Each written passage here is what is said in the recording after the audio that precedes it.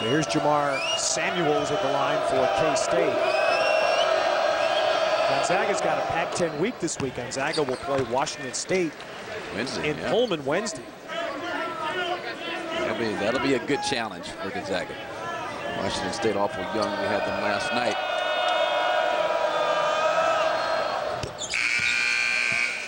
So 2 for Samuels, his first 2 points. Darren Kent, the only K-State senior, only senior on the roster.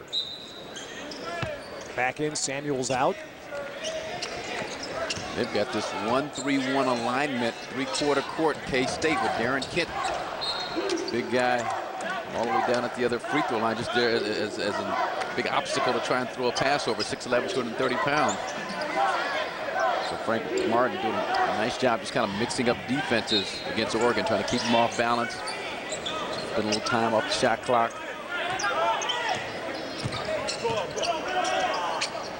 Ball back into a zone, 1-2-2 zone.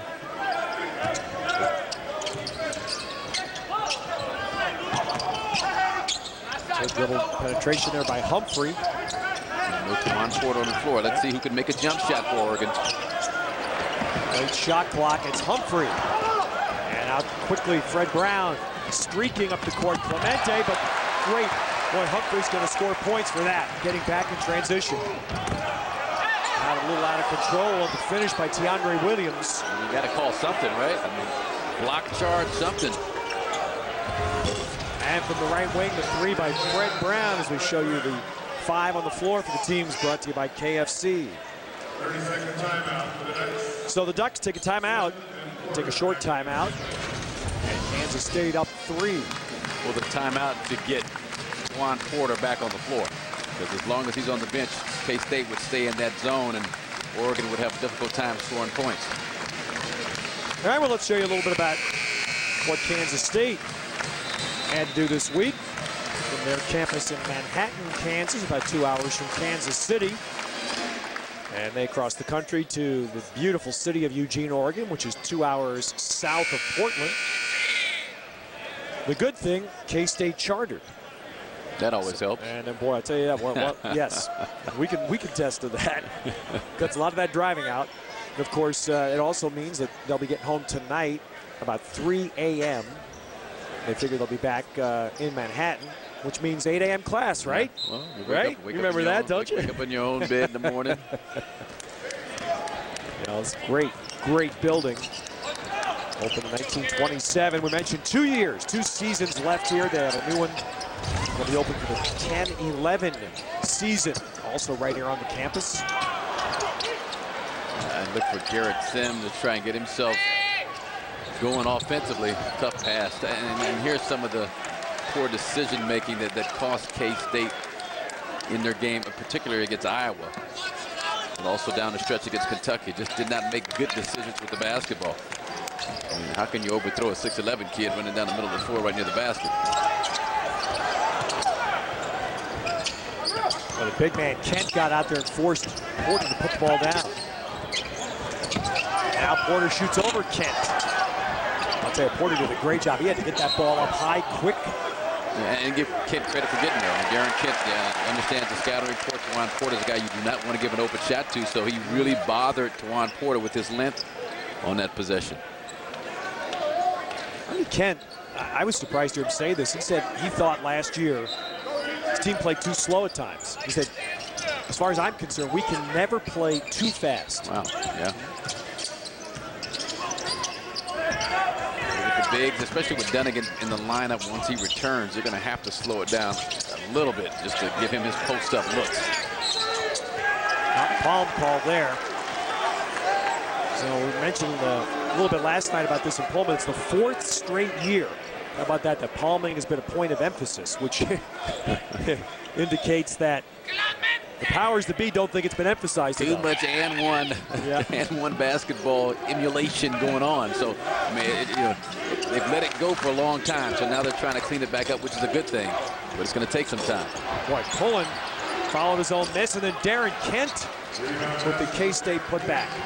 Nice minutes from Kent. He's being active. He's being bothersome defensively.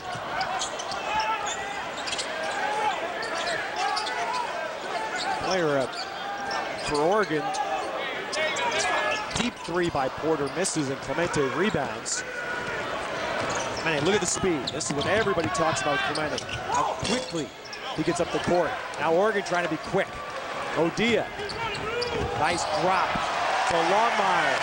Well done by Churchill Odia. Oregon out in transition, as oftentimes happens. The long miss from the corner that by pulling on the right side leads to the long rebound. Poor defensive balance by K-State. 3-on-1 break. Odia played it perfectly. And that's Odia, the one senior on the Oregon team. Now that's the player I was going to ask about right there. To me, 34 for Oregon is an intriguing player. Cameron Brown is the guy you would think that Oregon would love to see evolve as their point guard. Yeah, as we see Oregon take advantage of the 3-on-1 situation and the drop pass by Odia. But yeah, Cameron Brown has been a little bit of a mystery. Yeah. Last season, even as a freshman, he was a little bit homesick, went through some issues in terms of illness in his family. He is the nephew of Miles Simon, the former University of Arizona All-American and Final Four of the MVP of the championship game.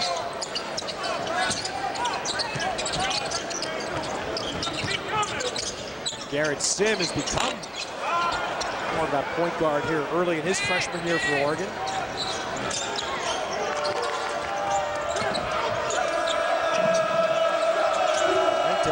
He blew right by Sim, and that little floater on the baseline. He's working for him. Well, he's got that nice touch.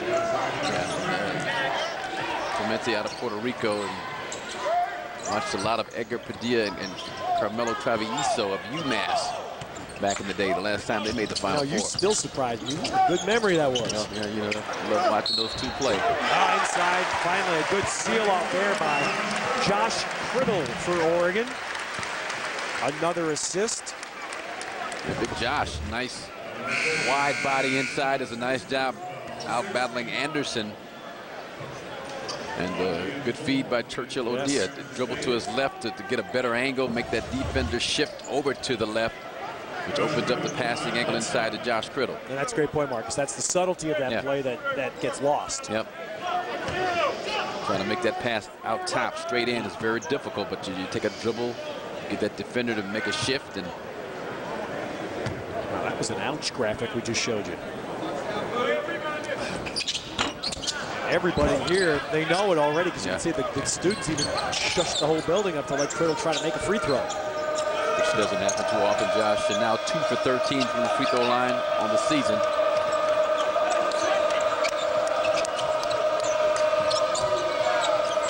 There's Merriweather on the floor for the first time for K-State. He's an energy guy. Yes. Doesn't give a whole lot offensively.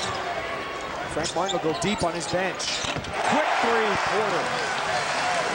That's an excellent job by Cameron Brown out of Santa Ana, California. Mater Dei High School, played for the legendary Gary McKnight at Mater Dei. But that's a terrific point guard play, setting up Tajuan Porter for the open three-point shot. And then Porter, after making the shot, harassed on defense and forced a K-State timeout. There's Cameron Brown again. Nice job, little penetration. Had Porter in his sights the whole time down the floor. And as you mentioned, Tajuan Porter, I like the way Oregon overall has approached this game defensively. I agree with you, Marcus. Now we're seeing him obviously for the first time in person. Does it look to you like there's more defensive energy than we saw from the Ducks last year? Not even close. But that seems to be permeating the Pac-10 this year. I think a lot of it has to do with the success of Ben Howland and UCLA and their defensive mindset.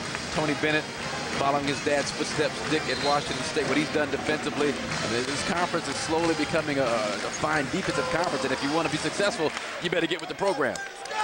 And for Ernie Kent, it's a story much like we told for Washington State last night. A great group of seniors are gone, and now it's guys like Tajuan Porter and people like Odia and Longmire, who were really role players, but now have to elevate. They've got to be a little more important. And conversely, with so many freshmen, freshmen are like empty vessels. Now you can kind of teach them a new system and get their mindset together early on. A good play at the timeout. K-State gets the layup by Jamar Samuels, and then Merriweather back in transition D with a steal. Well, Cameron Brown very, very nonchalant with the pass, very careless with the basketball, and that's one of the things that affects his playing time.